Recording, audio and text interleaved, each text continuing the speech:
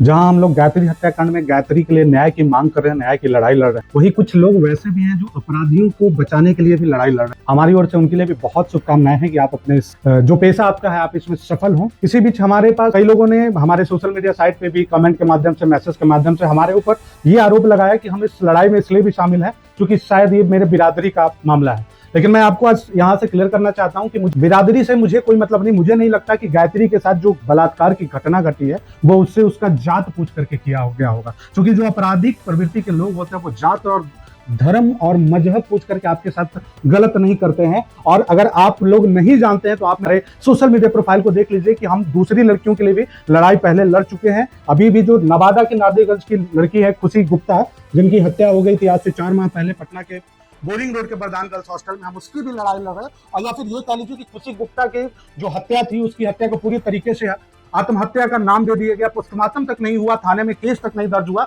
लेकिन तब भी हम मजबूती से खुशी की आवाज को पहचान देने का काम कर रहे हैं और वो लड़ाई लड़ रहे हैं। इसलिए आप जो भी समाज के ऐसे बिचौलिए लोग हैं जो इस प्रकार की घटनाओं में जो दिलचस्पी लेते हैं और इस प्रकार की घटनाओं को जाति और धर्म के नाम पे मोड़ने की कोशिश करते हैं, उनको मैं ये चेतावनी देना चाहता हूं कि जब इस प्रकार की घटना आपके घर के आपके दरवाजे तक चलकर आएगी, जब एक घटना आपकी बहन और बेटियों के साथ घटित होगी, तब समझ में आएगा कि समाज की जलती हुई मुद्दों पर, समाज की जलती हुई घटनाओं पर आप जो मजा ले रहे हो ना, उस दिन आपको जब जवाब मिलेगा तब शायद हमारे दिल को ठंडक मिलेगी कि आपने किस प्रकार से जाति, धर्म और मजहब के नाम पे आपस में आक्रोश बढ़ाने का और नफरत फैलाने का काम किया था। हालांकि इससे पहले सोशल मीडिया पे भी बहुत कुछ कहा गया, मेरे ऊपर जातिवादिता का भी आरोप लगाया गया, लेकिन मुझे इनसे बहुत फर्क नहीं पड़ता है। एक महानुभाव का जब कॉल आता है, उन्होंने मुझे सीधा इस लहजे में कहा कि आप अपने आप को इस केस से अलग कर लीजिए, इस पूरे कांड से अलग कर लीजिए, नहीं तो बहुत जल्द आप रगड़ा जाइएगा। हमने बस सरल लहजे में उनको कहा कि आपको जितनी ताकत लगाना है आप लगा लीजिए, न्याय मिलने तक हम पीछे नहीं हटेंगे और संघर्ष करेंगे, बिटिया को न्याय दिलाकर रहेंगे। और आगे भी जिन महानुभाव का फोन मेरे पास आ सकता है